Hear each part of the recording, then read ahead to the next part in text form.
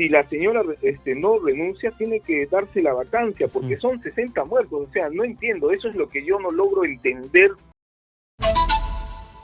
Jaime Quito, congresista de la bancada de Perú Libre, se encuentra con nosotros en la comunicación. Congresista, buenos días.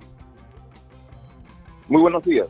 Congresista, usted es el autor de este proyecto con dictamen en minoría para adelanto de elecciones con asamblea constituyente para este año. Pero yo quiero preguntarle, más allá de su proyecto, que quiero que también me lo cuente, por favor, en qué se diferencia, respecto a este borrador que comenzó a conocerse ayer, que Hernando Guerra, el presidente de la Comisión de Constitución, el congresista Hernando Guerra, estaría proponiendo de que se incorpore una pregunta de consulta no vinculante respecto a la Asamblea Constituyente, que te pregunten si estás de acuerdo con una Asamblea Constituyente, pero que ese resultado no sea vinculante o de cumplimiento obligatorio.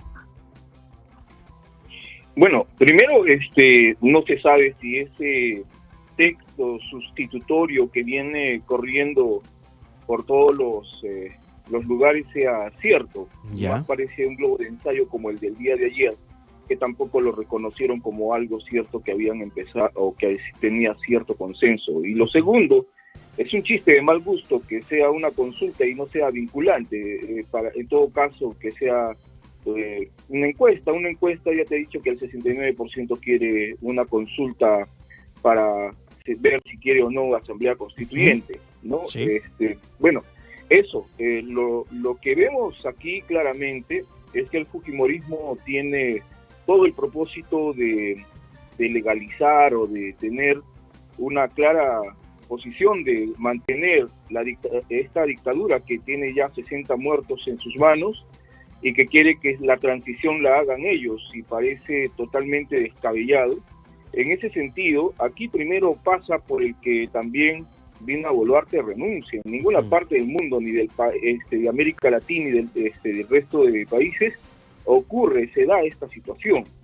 Y el dictamen en minoría, que es una propuesta que ya se planteó paralelo, conjuntamente con la propuesta del fujimorismo, desde que empezó a discutirse en el Pleno del Congreso, que es el 15 de diciembre, plantea claramente de que las elecciones se pueden desarrollar en 4 meses, la primera vuelta, al 5º mes la segunda, y al 6º tendríamos nuevas autoridades. Y esto no es nada descabellado, sino muy por el contrario, es ya en base también a un cronograma que el 2019 plantea el Jurado Nacional de Elecciones para las elecciones complementarias del 2020, que se desarrollan en 4 meses. Claro, pero en ese escenario, el propio Jurado Nacional de Elecciones, recuerda usted que se fue al Congreso juntamente con el representante de la OMP, Piero Corbeto, había mencionado que entre 8, 9, 10 meses pueden desarrollar elecciones, pero que también nos dicen que es inviable que se puedan desarrollar en 4 meses, porque se trata no de elecciones complementarias parlamentarias, sino de generales, donde vas a elegir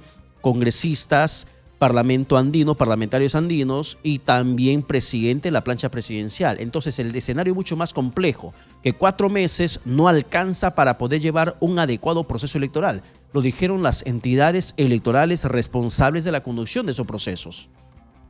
Mire, otra cosa que también dijo el Jurado Nacional de Elecciones, porque yo sí estuve atento a la intervención de los órganos electorales que pasaron por el Pleno del Congreso, indicaron que también al final de cuentas, es responsabilidad del Congreso, porque es una decisión política, y hoy lo que necesitamos es voluntad política para poder plantear las cosas, y que ellos al final iban a tomar en cuenta ello, porque nosotros somos el Congreso y los que decidimos, y no estamos decidiendo en función de nada.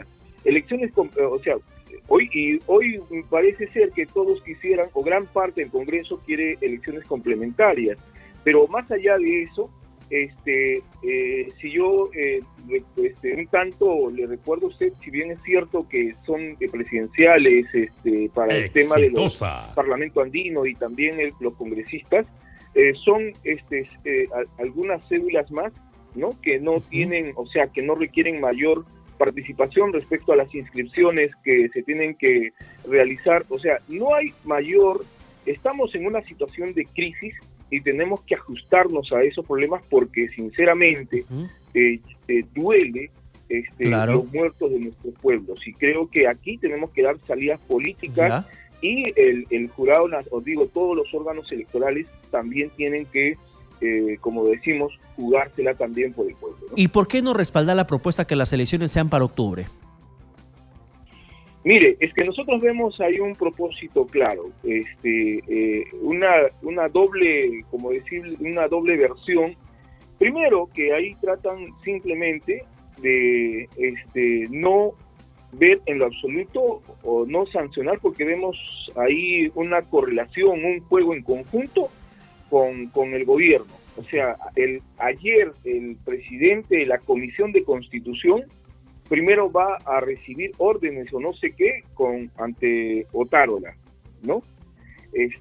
Y consideramos por ese lado que ahí el Congreso tiene que tener una posición y una postura clara, que aquí, si la señora no renuncia, tiene que darse la vacancia, porque son 60 muertos. O sea, no entiendo, eso es lo que yo no logro entender por ningún motivo.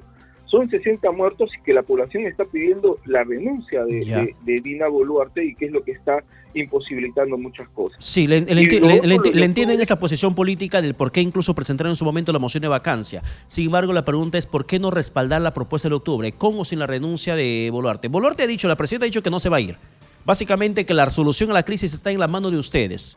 Por eso le insisto con la pregunta, si la salida más viable en este momento podría ser elecciones para octubre, ¿por qué no respaldar esta?